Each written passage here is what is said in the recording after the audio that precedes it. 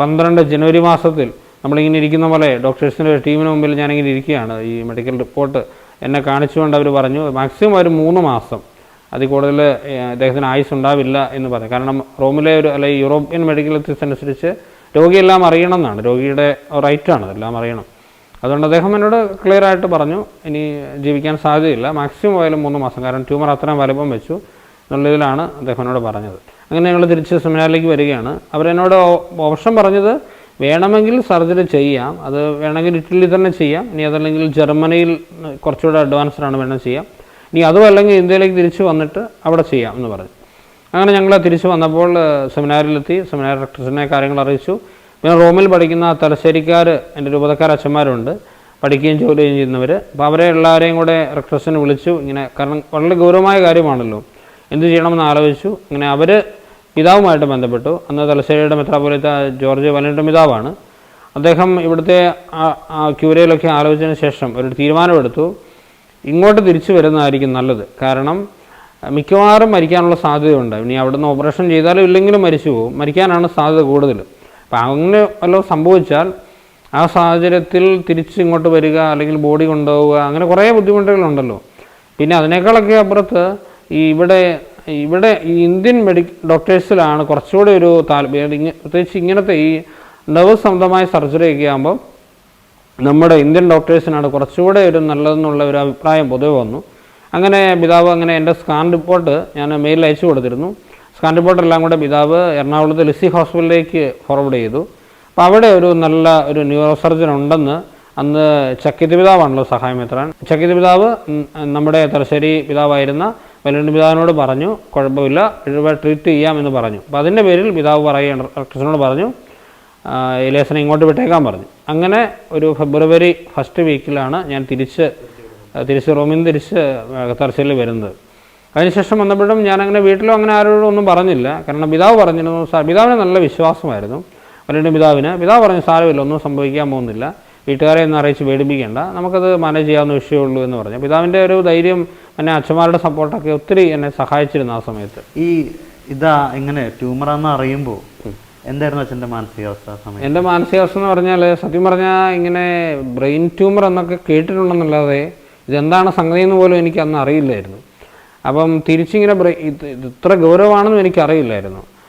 അപ്പോൾ ആ സമയത്ത് ഡോക്ടർ പറഞ്ഞല്ലോ ഇങ്ങനെ 3 മാസമാണ് ഇനി ആയുസുള്ളൂ എന്നൊക്കെ പറഞ്ഞ്. അപ്പോൾ ഞങ്ങൾ തിരിച്ച് സെമിനാറിലേക്ക് വരികയാണ്.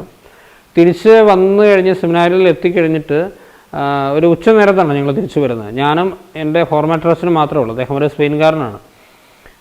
ഞങ്ങൾ രണ്ടുപേരും മാത്രമേ ഉള്ളൂ. ബാക്കി എല്ലാ ബ്രദേഴ്സും ആ സമയത്ത് പഠിക്കാൻ വേണ്ടി ഞങ്ങളുടെ യൂണിവേഴ്സിറ്റി ഇച്ചിരി ദൂരമുണ്ട് നടക്കാൻ, അപ്പോൾ അവിടേക്ക് പോവുകയാണ്. അപ്പോൾ സെമിനാറിൽ ഞങ്ങളുടെ രണ്ടുപേരും മാത്രമേ ഉള്ളൂ. വന്നു കഴിഞ്ഞ ഉടനെ അച്ഛൻ പറഞ്ഞു വിശ്രമിക്കാൻ പറഞ്ഞിട്ട് അച്ഛൻ്റെ മുറിയിലേക്ക് പോയി.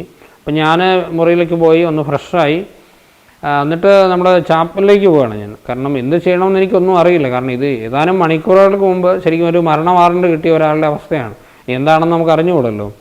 അപ്പോൾ എന്നിട്ട് ഏതായാലും ഞാൻ ഒരു ചെറിയൊരു ചാപ്പൽ, ഒരു കുഞ്ഞൊരു ചാപ്പലുണ്ട് ഞങ്ങൾക്ക് റൂമിൽ, ഞങ്ങളുടെ സെമിനാരിയിൽ സേതസ് ആംബുലൻസ് എന്ന് പറഞ്ഞ സെമിനാരിലാണ് ഞാൻ പഠിച്ചത്. അവിടെ ഞങ്ങൾക്കൊരു പ്രൈവറ്റ് ചാപ്പലുണ്ട്, ചെറിയ ചാപ്പലാണ്. അവിടെ ഈശോയുടെ ഒരു ക്രൂശ് രൂപം മാത്രമേ ഉള്ളൂ, വേറെ ഒന്നുമില്ല. അപ്പോൾ ആ ക്രൂശ് രൂപത്തിന് മുമ്പിൽ ഞാൻ പോയി ഇരുന്നു കുറേ നേരം.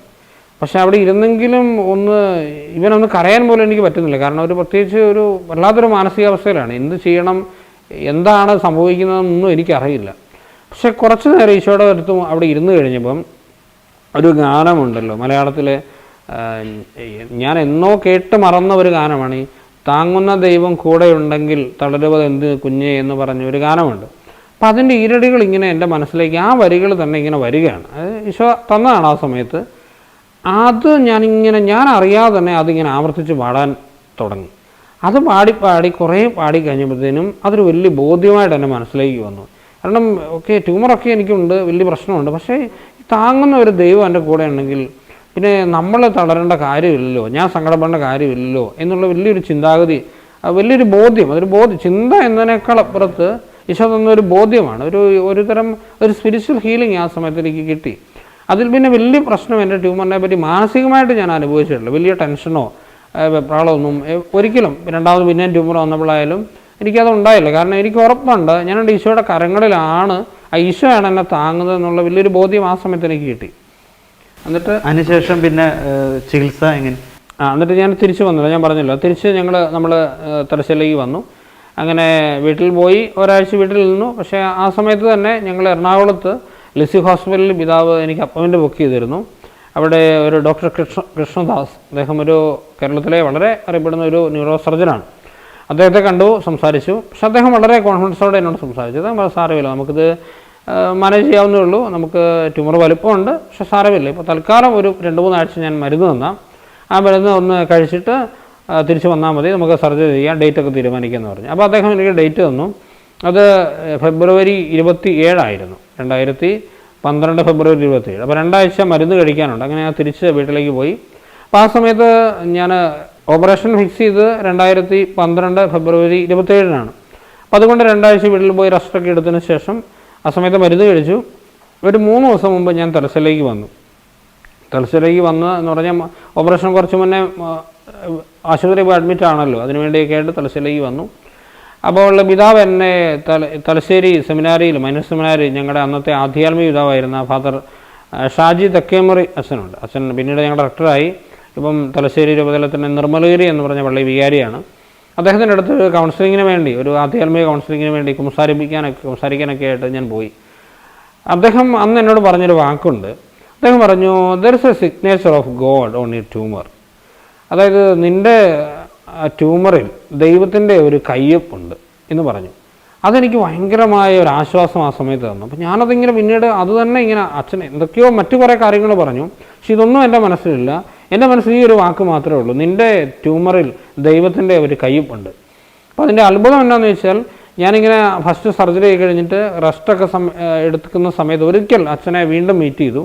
അപ്പോൾ അച്ഛനോട് പറഞ്ഞു, അച്ഛൻ അന്ന് പറഞ്ഞ വാക്കുകൾ, എൻ്റെ ട്യൂമറിലൊരു ദൈവത്തിൻ്റെ കയ്യൊപ്പുണ്ടെന്ന് അച്ഛൻ പറഞ്ഞില്ലേ, അതെന്നെ ഒത്തിരി സ്പർശിച്ചു കേട്ടോ എന്ന് പറഞ്ഞു. അവിടെയാണ് ശരിക്കും മിറാക്കിൾ. അച്ഛൻ പറഞ്ഞു, മോനെ ഞാൻ അങ്ങനെ ഒരു വാക്ക് പറഞ്ഞായിട്ട് പോലും ഞാൻ ഓർക്കുന്നില്ലെന്ന്. അച്ഛൻ പറഞ്ഞു, സത്യമായിട്ട് ഞാൻ ഓർക്കുന്നില്ല, ഞാൻ പറഞ്ഞു എന്ന് തന്നെ എനിക്കറിയില്ല. അപ്പോൾ എനിക്ക് ഉറപ്പാണ്, അത് എനിക്കും അച്ഛനും അന്ന് ബോധ്യമായി, അത് ദൈവം അച്ഛൻ്റെ ചുണ്ടിലേക്ക് വെച്ച് തന്നുമായിരുന്നു ആ വാക്ക്. കാരണം ആ വാക്ക്, ആ ഒരു ആശ്വാസ വാക്ക് അന്നെനിക്ക് ആശ്വാസമായിരുന്നു. അന്നെനിക്ക് കിട്ടേണ്ടതാണെന്ന് തമ്പുരാൻ അറിയാമായിരുന്നു.